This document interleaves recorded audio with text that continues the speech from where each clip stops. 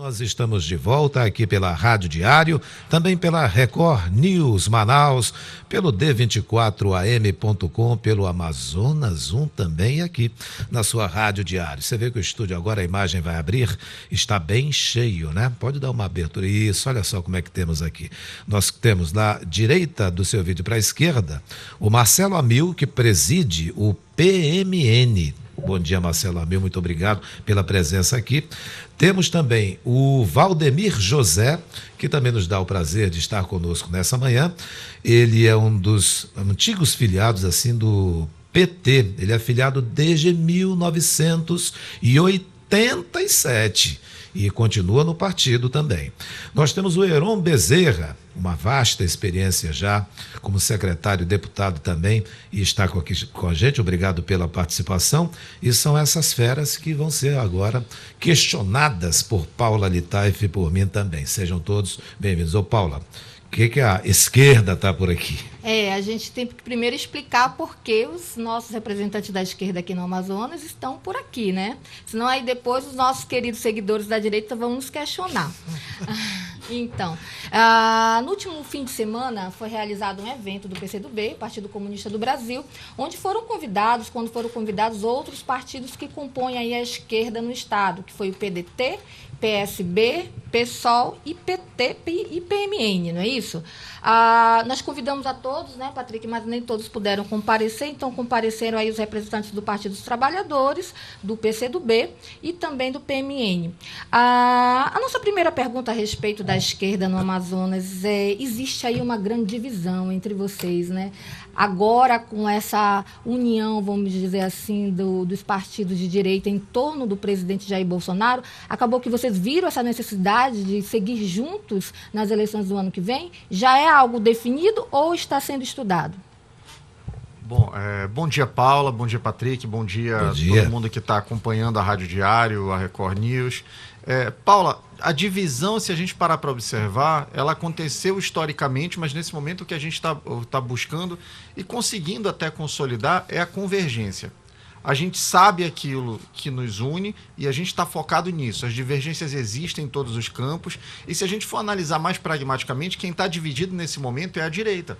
Porque você tem no campo da direita pelo menos 5 ou 6 nomes que estão reivindicando o direito de ser o candidato desse projeto que hoje está no poder. No nosso campo, nós temos as grandes lideranças dentro dos partidos, mas nós temos 1 ou 2 nomes no máximo com mais força. E é nisso que a gente está tentando trabalhar, porque o entendimento que a gente tem é que a luta vai além de um projeto eleitoral. O Brasil está vivendo um momento de desmonte de direitos. O Brasil está vivendo um momento em que as liberdades individuais, em que o direito de associação, ele está seriamente comprometido. E isso não vai ser combatido e vencido simplesmente pelo PMN, simplesmente pelo PCdoB, simplesmente pelo PT isoladamente. Isso vai ser combatido por uma união de todas essas forças progressistas e pela exposição da sociedade de qual é esse momento que a gente está vivendo. Ô Marcelo, aproveitando que você é o mais novinho aí na política, te conheci aí na preocupação com o esporte, né? Muita preocupação e com o esporte local, o esporte regional. O Rio Negro é uma doença e eu vou morrer disso. Pois é. Mas, você é a favor de manter alianças políticas com aqueles velhos caciques da política, ou você é daqueles que não, a gente tem que renovar? O problema não, eu acho que a idade, o tempo de atuação não é um problema. O problema são as ideias que se defendeu durante esse tempo. Eu tenho, por exemplo, aqui comigo o Valdemir José e o Heron Bezerra, que são companheiros que têm mais de 30 anos de luta, o Heron talvez um pouquinho mais, né? E defendem bandeiras que interessam ao Amazonas, que interessam ao Brasil. Então essa experiência, essa vivência, essa história de enfrentamento, eu quero para mim sim, não tenho problema nenhum em andar com quem está lutando há bastante tempo. Tenho problema em um dia não vir a combater quem está há muito tempo perpetuando os problemas que a gente vive no Brasil e em Manaus. Agora vamos deixar aí o senhor Valdemir José responder a primeira pergunta e depois pode seguir na pergunta do Patrick também, que é interessante. Bom, primeiro falar aqui, dar um bom dia a todos e todas que nos escutam, os ouvintes da Rádio Diário, né? E tem TV Record, enfim, todos que estão nos escutando, nos vendo. Bom dia também, Patrick, Paula, Heron, Marcelo. Pessoal, no nosso entendimento, há uma divisão de projetos no Brasil. Para a gente isso está claro. Hoje no Brasil nós temos um projeto que condena os trabalhadores a cada vez mais terem uma qualidade de vida pior. Por exemplo, o atual ministro da Economia, ele está sugerindo um imposto para os trabalhadores desempregados, enquanto que nós achamos que a conta tem que ser paga pelos que têm muito. Então, no nosso entendimento, a primeira pergunta, a nossa aliança, a forma como nós queremos ocupar esse espaço é mostrando de forma didática para a população o que está em jogo. Existem 2 projetos, um contra a maioria do povo, trabalhador e da trabalhadora, e um outro que serve aos privilégios. Então, nós efetivamente estamos buscando formar uma frente popular que efetivamente consiga avançar nessa perspectiva de ser didático para a população e ser coerente também com isso. Sobre a questão dos caciques, eu penso que a resposta do Marcelo é perfeita. O que acho que nos diferencia não é a idade, mas é o projeto político que nós queremos para a cidade de Manaus, e nesse sentido é por aí que nós vamos buscar as alianças. Olha, desde 1987, o senhor filiado ao PT, o senhor já pode ser considerado um cacique também do PT. Né? Ou não quer ser chamado assim? Não, eu na verdade, essa questão... É que ninguém sabe quem manda no PT do Amazonas, né? Esse é o problema. E acho que vai continuar sem saber durante muito tempo. Aí não tem um cacique, ali é uma divisão. Não, na verdade é o seguinte, atualmente eu sou secretário-geral do Partido dos Trabalhadores do Estado. Mas agora, nesse momento, eu não vou mais estar nas direções. Vou ser um simples militante dessa causa. Então, estar dirigente ou não estar dirigente é secundário. O que importa para mim é que a gente tem um projeto a perseguir, que é esse projeto do lado dos trabalhadores e trabalhadoras. Tudo bem, dona Paula?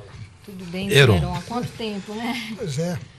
Primeiro, agradecer o convite, destacar aqui a rede e evitar de citar muita coisa, senão a gente perde mais tempo citando o nome, né? Claro. Eu acho que a pergunta de vocês é instigante. Primeiro, vamos entender o que está em jogo. Acho que tanto o Marcelo quanto o Valdemir já colocaram bem essa questão. Tem 2 projetos distintos. E Manaus não é uma coisa qualquer. É simplesmente a 7ª cidade brasileira em população. Então, nós não estamos falando de um lugar insignificante. A decisão, a eleição em Manaus, ela tem um peso nacional. E é preciso ter isso claro. Manaus tem hoje uma das maiores taxas de desemprego do país.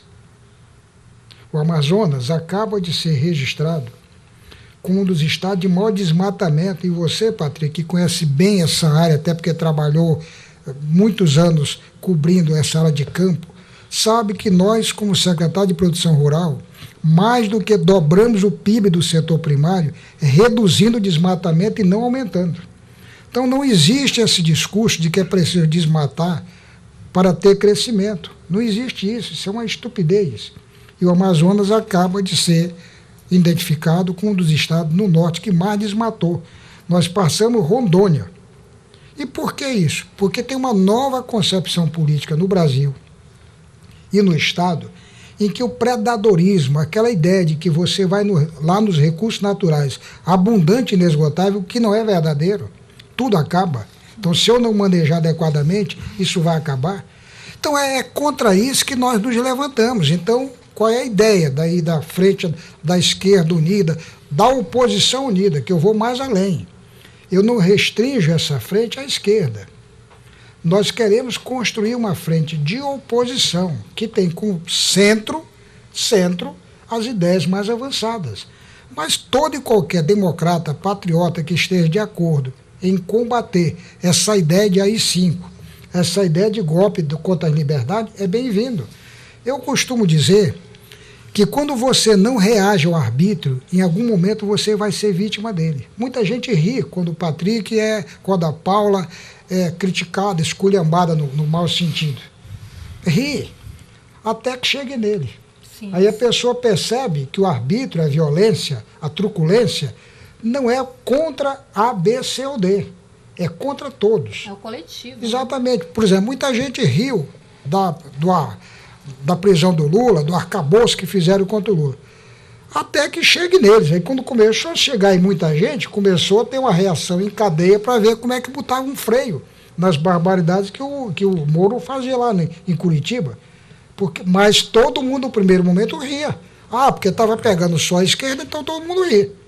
Quando chegou em todo mundo, se percebeu que o arbítrio não é um privilégio ou não é destinado apenas a um a outro. Ele é um traço do autoritarismo, da arrogância, da prepotência e que tem consequências desastrosas. E vocês acham contra isso que nós levantamos. E vocês acham, da esquerda, que vocês estão sabendo comunicar isso junto à grande massa? Não. Nós estamos perdendo de goleada.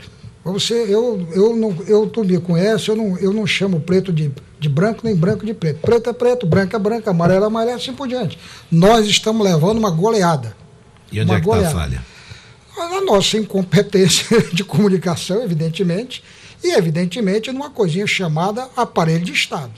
O Estado nunca foi, nunca vai deixar de ser um instrumento de dominação da classe dominante, que controla toda uma cadeia de comunicação. Evidente, enquanto a gente tem aqui uma oportunidade como essa com vocês, de conversar, para falar alguns minutos, durante o dia inteiro, durante o mês inteiro, durante o ano inteiro, a pauta que vai preponderar não é essa. Por exemplo, como é que você consegue explicar que alguém de manhã ataca os aposentados, de noite a juventude, de madrugada as mulheres, de manhã os negros, homossexuais, todo mundo, e ainda consegue governar, ainda tem 30%. Caiu de 70% em Manaus para algo como 30% o Bolsonaro, mas ainda tem 30%. De aprovação. A aprovação, né? Ele teve 70% dos votos de Manaus. A última pesquisa que eu vi internamente tem que estar com 30%. Desabou 40 pontos percentuais. É muito. O Marcelo Amil puxou o microfone para lá. Eu acho que ele quer também, e claro, tem que participar. Claro, porque assim, essa questão que o Heron falou, realmente, é inegável que na comunicação a esquerda perdeu o debate até agora. A gente foi engolido por mídias sociais. Agora, há um ponto que eu acho que não pode ser desconsiderado nisso, que é a esquerda, desde o início dessa maré de redes sociais, nós fizemos a opção por falar a verdade. A gente foi engolido por fake news.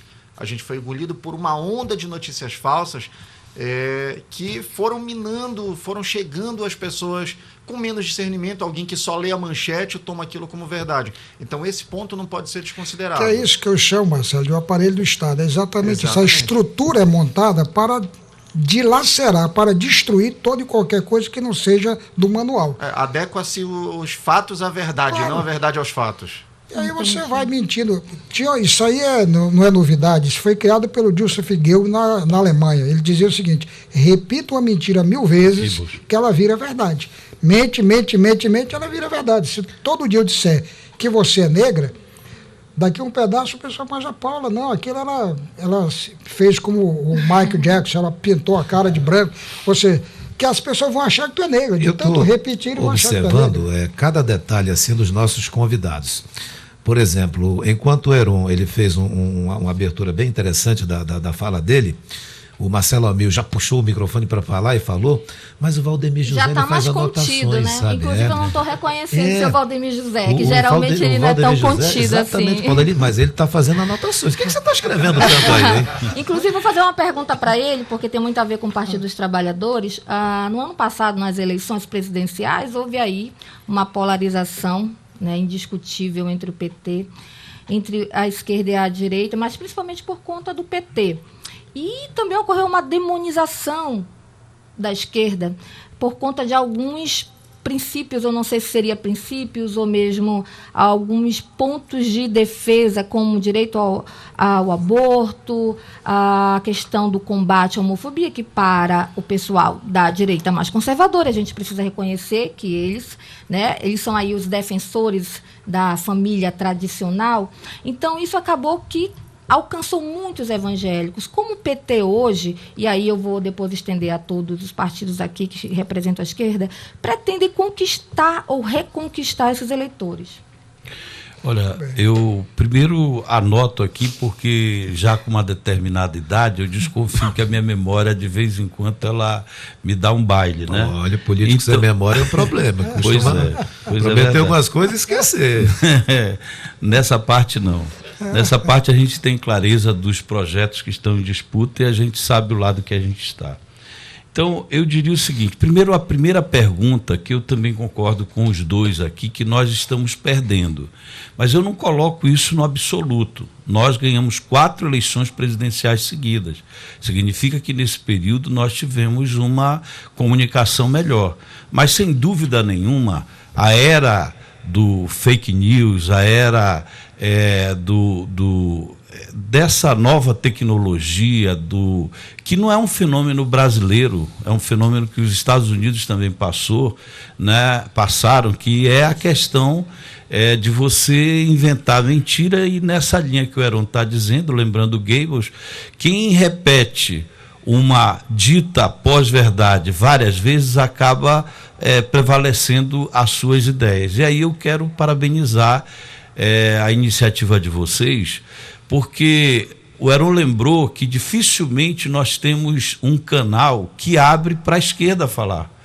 Você vê, vamos falar sobre reforma da Previdência, você vai ver os grandes canais de televisão, eles praticamente só têm um pensamento. Não tem o pensamento de esquerda, né? Não tem o contraditório, não tem quem represente os trabalhadores. Então, as pessoas vão acabar repetindo aquilo dali, porque os grandes veículos de comunicação acabam repetindo só essa questão. Então, no meu entendimento, nós estamos perdendo a batalha da comunicação nesse momento, porque tem uma nova tecnologia, existem novos instrumentos como o Facebook, como o WhatsApp, que tem lado. Esses instrumentos, eles têm lado. Agora nós vimos, salvo engano, o Google, agora recentemente disse que o Google treinou determinados blogueiros de direita para fazerem opinião. Então, quer dizer, um instrumento que a gente supostamente acha que é neutro, eles treinando determinados blogueiros para formarem opinião. Então, eu penso que a nossa luta está nessas novas ferramentas que nós precisamos dominar e precisamos avançar nisso. Uma questão que a Paula coloca de forma muito interessante, que é uma questão aberta para a gente, que é essa relação com a periferia, onde estão os evangélicos, onde estão determinados, as milícias, o contrabando, enfim, essa situação nós precisamos abrir, acho que essa é uma das autocríticas que a gente precisa fazer, é que os nossos governos, eles não ocuparam, mostrando para o trabalhador e para a trabalhadora de que lado que determinados projetos, o Luz para Todos, quando chegou, a universidade que ampliou as vagas, que ampliou a possibilidade das pessoas estudarem, isso não foi por acaso, foi uma opção de governo. Nós não nos comunicamos com esses setores e, por conta disso, estamos com essa desvantagem. Então, no meu entendimento, nós precisamos reocupar esse diálogo direto com a periferia das nossas cidades, dos nossos centros urbanos, com a questão dos ribeirinhos. Então, nós precisamos efetivamente abrir uma frente de diálogo com esses canais, que é para a gente poder colocar uma versão diferente daquela que eles estão vendo todo dia na TV, rádio e jornais. Essa questão, Paula, que você levanta dos religiosos, veja bem a ironia. A liberdade de culto religioso no Brasil decorre de uma emenda parlamentar do deputado comunista chamado Jorge Amado, na Constituinte de 46. E até hoje nós somos criticados e atacados como contra ele. Está aqui o exemplo do que a gente está debatendo de fake news. Né? Exatamente. A liberdade, vou repetir, a liberdade de culto religioso no Brasil só existe por conta de uma emenda do deputado comunista da Bahia, Jorge Amado, o escritor mesmo, que era deputado do PCdoB, em 45, na Constituinte, que colocou lá a liberdade de culto religioso, porque até então o Brasil era um Estado católico. Os evangélicos não podiam ter templo, as igrejas umbanda não podiam funcionar. É do Jorge Amado essa emenda na Constituinte de 46. E até hoje nós somos vendidos como contra a religião, como intolerante, para você ter uma ideia do que nós estamos debatendo aqui, das chamadas fake news. Isso é claro que hoje está maximizado, né? Com o poder das mídias, isso está extrapolado. Mas isso sempre existiu. E hoje nós estamos realmente levando um baile. Nós temos que nos adaptar, isso é inegável, né? Se a gente não reconhecer a nossa fragilidade nesse campo, nós não vamos tomar medidas. Tem esforços, cada um aqui tem um trabalho diferente, mas nós levamos um baile. Começa lá com os Estados Unidos, vem para o Bolsonaro, mas aqui no Amazonas não foi diferente. Quando você abre as urnas, você tem gente que ninguém viu, nem onde é que estava a campanha, eleito. Como é que você explica um negócio desse? A pessoa não tem trabalho, não é radialista, não é um profissional de mídia, não é uma liderança popular.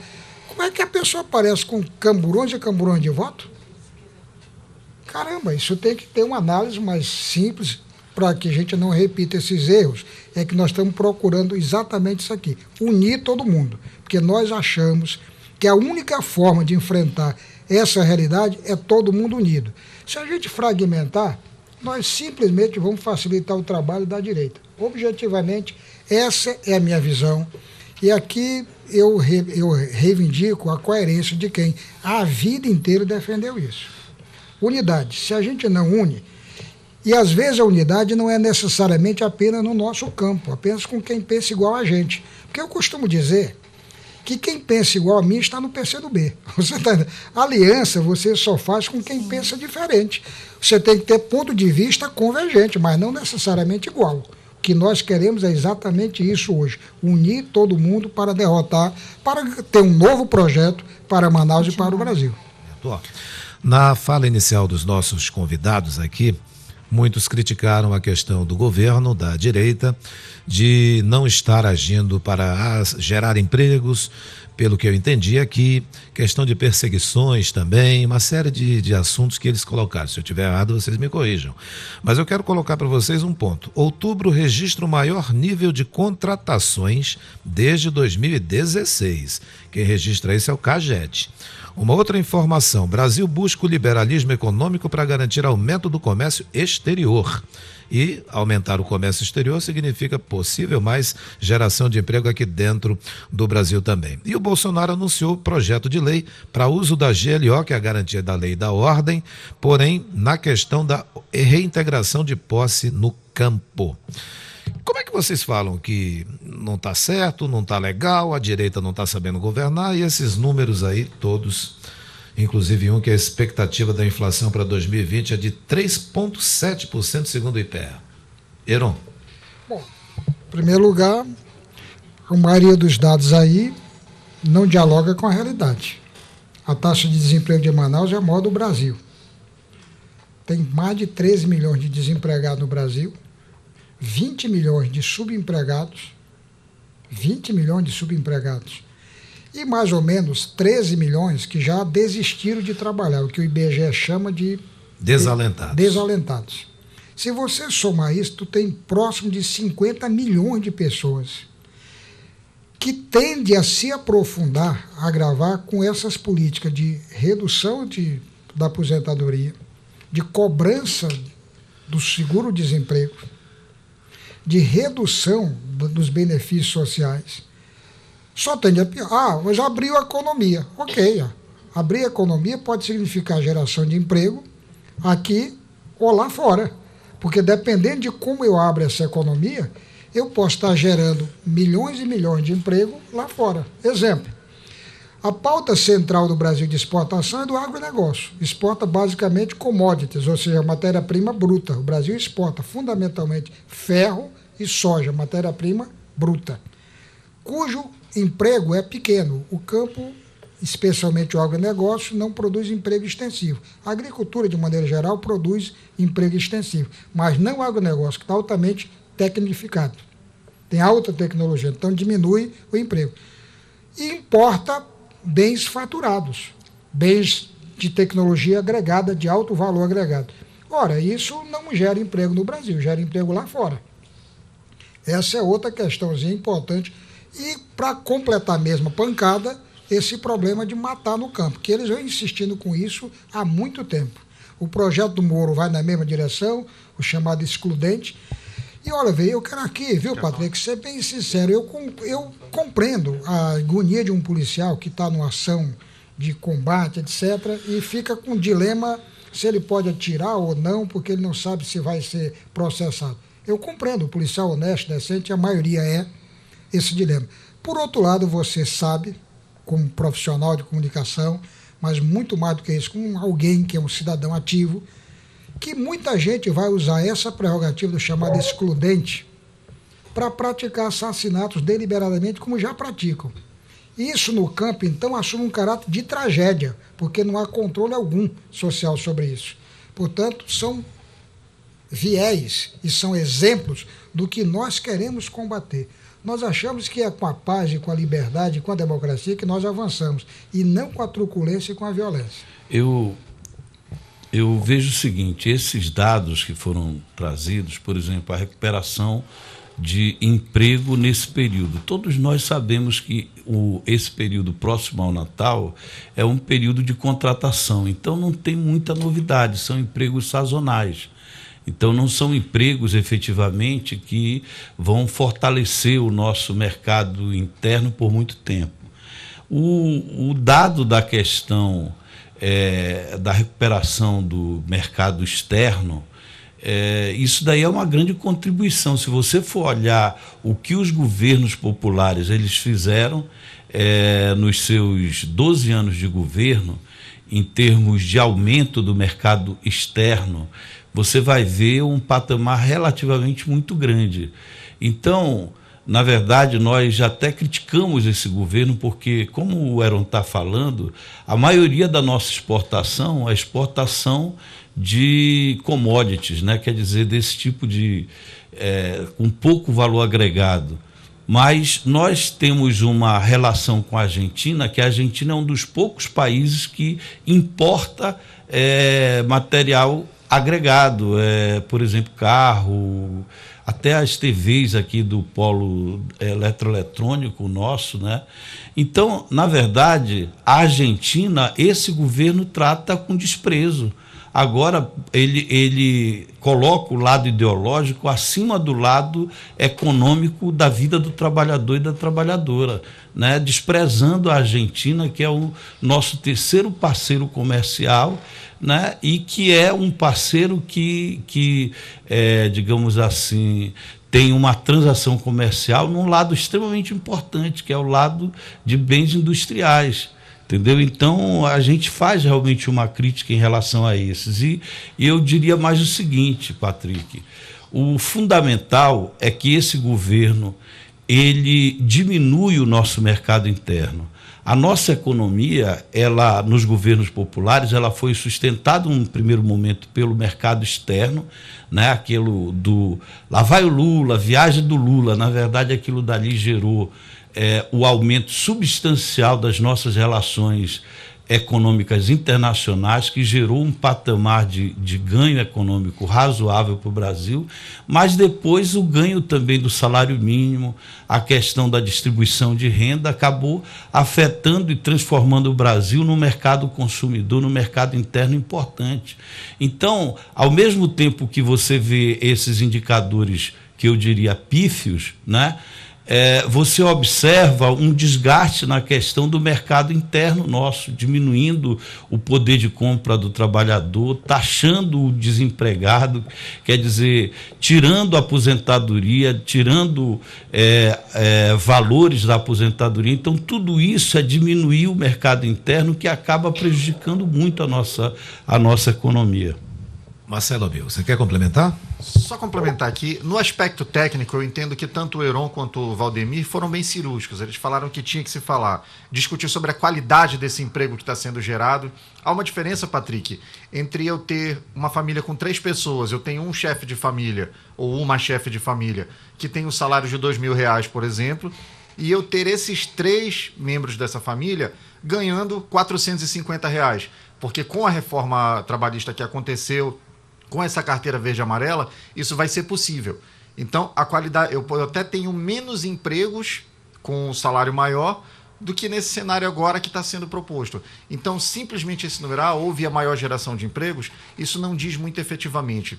Mas eu vou aproveitar o espaço aqui da Rádio Diário, já que a gente está falando para um público mais massivo, para alguém que está na rua nesse momento, com certeza muita gente está no carro ouvindo, eu gosto de fazer o seguinte comparativo. Eu moro na zona oeste de Manaus.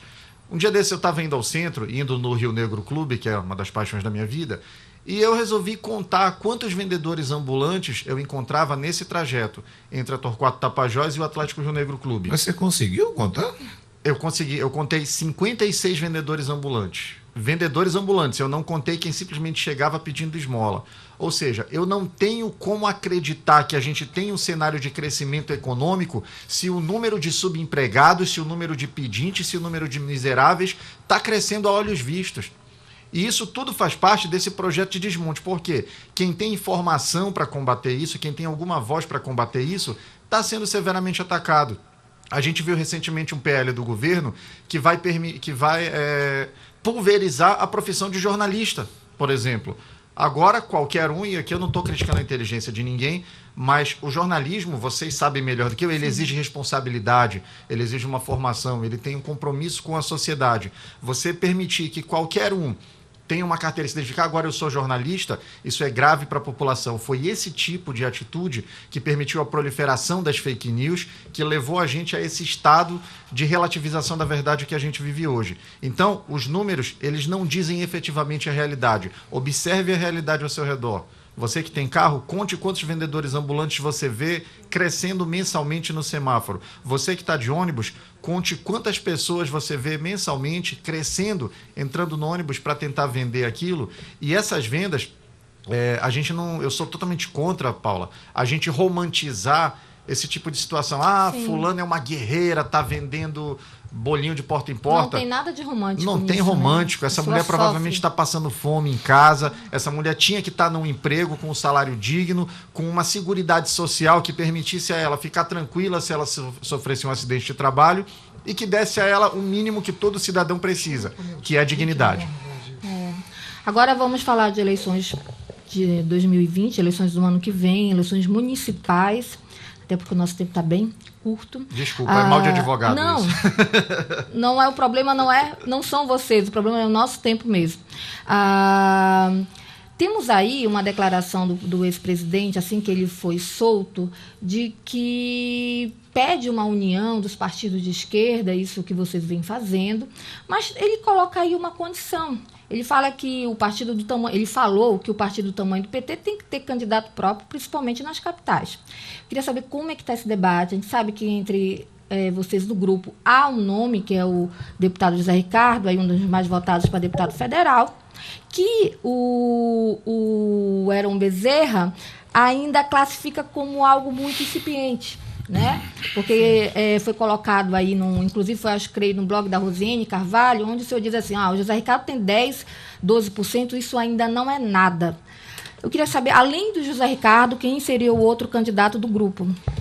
Deixa eu começar, já que eu fui provocado por você no bom sentido. Primeiro, o que a Rosiane está dizendo é absolutamente verdadeiro. E eu estou dizendo isso em um contexto. Eu analisei, o amazonino tem em torno de... o Davi tem em torno de 15, tal, o amazonino nesse mesmo patamar. Com base em pesquisas eleitorais. Exato, as pesquisas que estão aí. Que, né, não são divulgadas, exatamente, nem todas. Né? E o Zé tem nesse patamar. O que eu disse para ela é exatamente o seguinte, não existe um favorito em Manaus ainda.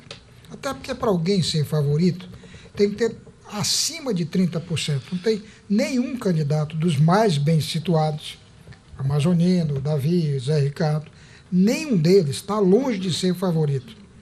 Daí, qual é a minha tese, a minha conclusão? É que a sociedade, a população de Manaus está à espera de um outro tipo de postura. É exatamente onde eu quero chegar. Nem sempre o retrato do momento de uma pesquisa diz nada. Porque se isso fosse suficiente, não precisava ter eleição, bastava fazer a pesquisa e dar posse. Nós acabamos de sair de uma eleição, em que os favoritos que realmente eram, ou perderam a eleição, ou, surpreendentemente, que é o caso do governador do estado, que tinha traço e que virou governador. Então, isso revela o quê? Uma nova postura. Qual é a outra observação que eu faço? O Lula tem todo o direito de reivindicar a candidatura do PT, é um direito dele, como eu tenho de reivindicar para o PCdoB, o Marcelo para o PMN, etc. Agora, se todos concordam, é outra história. Eu também sou contra essa ideia de polarizar com o Bolsonaro para ter o voto do anti-bolsonarismo, como o Bolsonaro faz deliberadamente uma crítica aberta ao PT, tentando galvanizar o voto antipetista. Está errado. O Brasil não pode ficar votando contra. O Brasil tem que votar a favor de um projeto, de uma nova ideia. Então eu não quero que alguém vote em mim ou em quem quer que a gente aponte, porque é contra o Bolsonaro ou porque é contra o Lula. É preciso votar a favor de uma ideia nova, que realmente apresente soluções para Manaus. É esse debate que eu estou interessado. E como presidente estadual do PCdoB, e alguém que dedicou a vida inteira a construir um projeto diferente para o Brasil e para o Amazonas e para Manaus em particular, eu tenho todo interesse em ajudar aos colegas de maneira coletiva, sem presunção, sem arrogância, sem questões PRI, a criar uma nova proposta. Pode ser o Zé Ricardo, o PCdoB não tem nenhum veto a ninguém, pode ser o Marcelo Amil, nenhum veto. O PCdoB listou vários nomes na sua conferência e vai colocar à disposição da frente. Desde a senadora Vanessa, passando por Lúcio Antoni, por outros companheiros, a presidente do Sintean, o Ian, nós temos um conjunto de nomes que nós vamos colocar à disposição da frente. Se a frente entender que um nome desse pode ajudar, ótimo. Se entender que não é, que quem ajuda mais é A, B, C ou D, para o PCdoB não tem nenhum problema.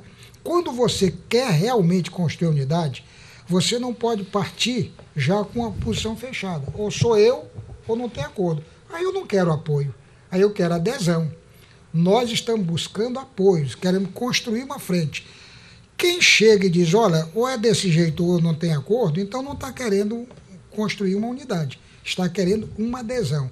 E o PCdoB é teimoso, é daquele que enfrentou a guerrilha do Araguaia, todas as ditaduras e sobreviveu. Então, nós não nos rendemos nunca. Isso é da nossa cultura.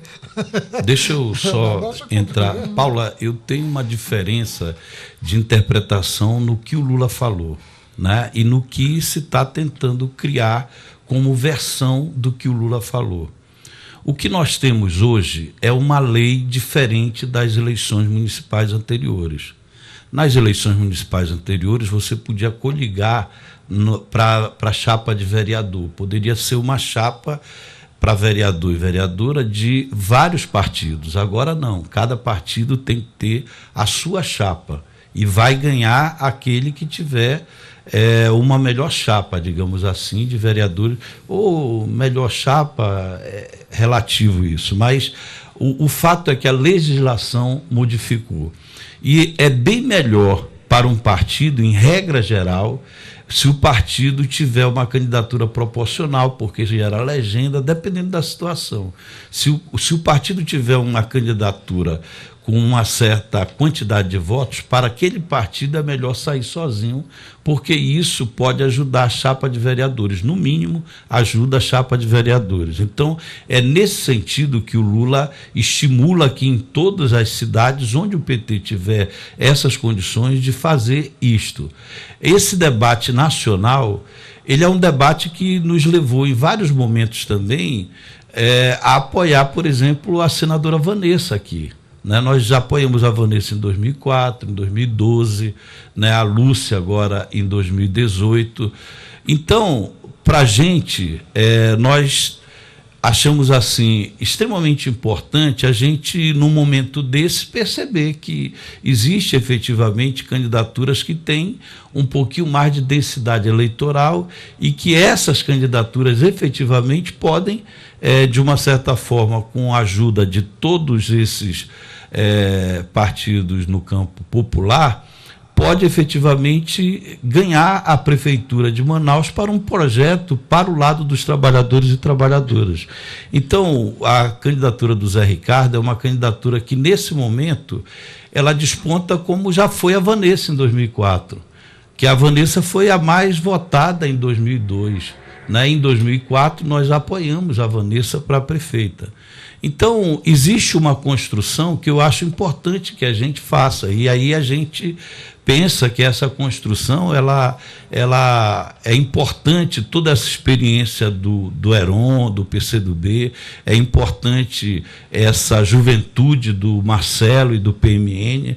Nós acreditamos que, para a gente efetivamente avançar, é necessário uma construção coletiva, nisso nós não temos dúvida, né? E precisamos efetivamente da colaboração de todos para que a gente tenha uma Manaus para todos e todas. Então, é esse o encaminhamento que a gente está fazendo. Sobre a questão da polarização, o que a gente observa hoje é que existe realmente 2 projetos, a gente não consegue ver um terceiro projeto. Nós conseguimos ver um projeto e aí a gente chama a atenção de novo. O Paulo Guedes está querendo taxar, está querendo criar imposto para o desempregado. Enquanto no Brasil nós temos bilionários que não pagam imposto que nas economias capitalistas do mundo todo pagam, que é o imposto sobre as grandes fortunas, né? Então, quer dizer, os bilionários praticamente são subtaxados e ele quer taxar aquele que é vítima do sistema. Então, no nosso entendimento, há 2 projetos. Tem um projeto aí que quer ver a educação privatizada. Nós somos aqueles que queremos a educação pública de qualidade, né, e gratuita. Então, nós somos aqueles que queremos o SUS, né, que apostamos no SUS, e tem outros que acham que não. Então, efetivamente, nós temos 2 projetos no Brasil, e a polarização não se dá porque a gente quer, porque é fato, né? Então, é isso. Olha, eu quero... Pois não, Marcelo. Marcelo, só fazer uma pequena observação. Pois não. Ontem foi divulgada uma pesquisa, e isso vai ao encontro do que a gente está falando aqui, da necessidade de união. Se a gente somar as intenções de voto nessa pesquisa que eu recebi, que o Zé Ricardo recebeu, Vanessa, a Issa e o Marcelo Serafim, que são os partidos desse campo em que a gente está dialogando, a gente alcança 21%. Ou seja, é um percentual que permite efetivamente a esquerda pensar no segundo turno. Agora, fragmentados, está todo mundo indo para a roça, todo mundo no balatal. Então, isso é mais um ponto que deve necessariamente ser considerado por nós. Uma nota de 5 vale menos que 5 notas de 2. Então, esse ponto tem que ser ponderado e a gente está construindo pontes para superar isso e apresentar alternativas viáveis. Bem, eu queria só levar ao conhecimento de vocês aqui o que os nossos seguidores do D24AM estão escrevendo. Eu achei bem interessante e vou colocar aqui. Sônia escreveu: o povo está ligado e não aceita mais corrupção. Raimundo escreveu: comunismo? Nunca. Rosarina Souza escreveu: essa é endereçada para ti, Heron. Está escrito: Heron, ninguém precisa de fake news para saber que a esquerda roubou o povo brasileiro. Ninguém mais acredita no PT. É simples assim. Enquanto o presidente Jair Messias Bolsonaro, você pode espernear. Ele tem 95% de apoio popular e fim de papo. Você quer responder? Você foi citado? Não, mas antes do senhor responder... O nosso seguidor, ele tem liberdade para escrever. O que a gente acha interessante é que se vê apenas o posicionamento, a manifestação da direita, dita direita, seguidores do presidente.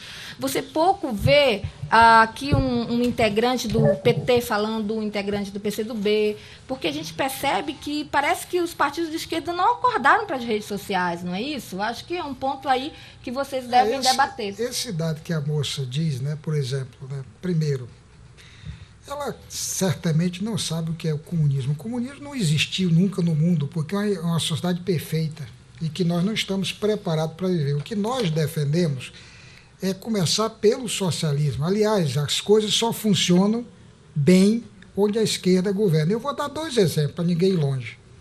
Flávio Dino é um governador do PCdoB do Maranhão, um dos estados mais pobres do Brasil. Paga o maior salário de trabalhadores da educação, paga o maior salário de policiais também para a segurança no Maranhão. Não tem mais uma escola de taipa no Maranhão. Fez 500 escolas de alvenaria para atender a população. É um governador do PCdoB do Maranhão. A China, que é dirigida por um partido comunista, é uma economia que cresce há 20 anos acima de 10% percentuais. Então, eu não quero discutir fake news, eu quero discutir fatos. 95, Rosane, é a Rosane, a moça aqui. É Rosarina. Rosarina, minha companheira, acorde. O Bolsonaro teve 70% dos votos em Manaus, hoje só tem 30%.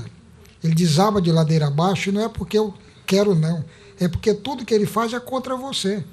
É contra a população, é contra nós, trabalhadores. Na verdade, ela não indica nenhum estudo a respeito do percentual. Não existe isso, né? Até porque não existe isso. Nem no PSL, que era o partido dele, ele tinha isso. Tanto que saiu metade de lá. No PSL ele só tinha 40, porque 60 ficou com Bivar. Você tem uma ideia. Acho que o Valdemir, que ainda há pouco deu um chute em alguma coisa aí embaixo, eu vi o barulho daqui. É óbvio que isso foi sem querer, né? Mas eu preciso rapidamente. Ninguém está deixando ele falar, Patrick. Preciso rapidamente que vocês complementem, que a gente daqui a um minuto a gente precisa ir para o intervalo. Não, então, eu penso o seguinte, essa coisa de que acabou com a corrupção e coisa parecida, na verdade é de uma ingenuidade terrível. Eu gostaria que ela me dissesse algum país do mundo que não existe corrupção. Em qualquer parte, em qualquer época. Isso não quer dizer que a gente tenha que se contentar com isso. Nós temos que criar instituições que efetivamente combatam a corrupção, não de forma esporádica, mas de forma sistemática. Então, para a gente, a saída para combater a corrupção é fortalecer determinadas instituições que se possam efetivamente avançar. Eu pergunto para ela se ela sabe já quem matou a Marielle, se ela sabe onde é que está o Queiroz, se ela sabe efetivamente o que aconteceu com Itaipu recentemente. Então, a rachadinha, a gente tinha tanta coisa para falar com ela, mas infelizmente o tempo é pequeno aí. De qualquer maneira, nós queremos agradecer muito a presença de vocês todos. Nosso muito obrigado por terem sido dispostos, né, a vir aqui bater um papo sobre como é que está a esquerda. Então, muito obrigado, Marcelo Amil, presidente estadual do PMN. Tenham um bom dia, nós agradecemos mais uma vez. Muito obrigado, Patrick, obrigado, Paula. Quem agradece somos nós. Agradece a possibilidade de ter esse espaço para poder falar com a população, para poder dizer o que a gente pensa e para poder falar a verdade. Nesse tempo em que fake news são algo tão propagado, Goebbels, como mencionou o Heron, estaria orgulhoso disso que está acontecendo no Brasil. E se a nossa missão for combater isso todo dia, então vamos para a missão. Muito obrigado, Valdemir José, um dos filiados mais antigos do PT desde 1987. Obrigado pela presença. Patrick, eu quero parabenizar a Rádio Diário por ter esses quadros. Olha, a Paula, para quem não sabe, foi uma das personagens aí desse ano, numa série aí muito importante, né? E que surpresa. Foi da Netflix mesmo.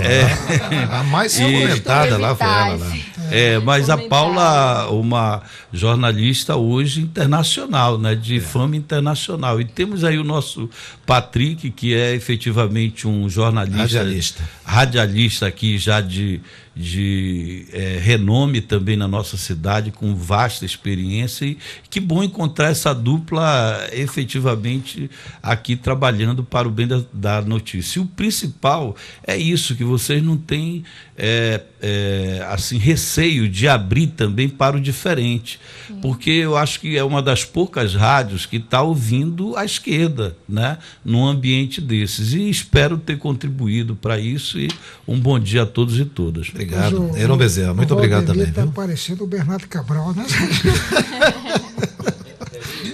Obrigado, Heron. Ligeiro, mas olha, Patrick e Paula, primeiro agradecer. Lamentar, né, que a gente tenha que viver ainda numa sociedade em que as pessoas são grosseiramente manipuladas, mas é compreensível isso, enfim. E eu quero aproveitar, por exemplo, para fazer um lembrete. Não tem ninguém que combata com mais rigor a corrupção do que o Partido Comunista da China. Não tem ninguém. Nós tratamos isso como questão de Estado. Agora, infelizmente, nós não podemos ser responsáveis por mal feito, como dizia o presidente, de ninguém. E eu quero concluir, ao agradecer, fazendo um convite a vocês. Quinta-feira, agora, às 17 horas, eu vou lançar o meu novo livro no CCA, na UFAM, às 17 horas. O livro é Sustentabilidade, Trilhas a Percorrer, em que eu analiso por que o Amazonas tem dificuldade de produção agrícola, qual é a base teórica da sustentabilidade, por que a Zona Franca não é um projeto sustentável e ofereço uma série de indicadores de como desenvolver o Amazonas de maneira sustentável. Muito obrigado. Aproveitar para convidar vocês, todos os ouvintes, para estar às 17 horas na UFAM, lá no CCA. Quinta-feira, Heron, portanto, lançando seu livro, 17 horas na UFAM. Muito obrigado a todos. A gente tem que ir para o intervalo agora.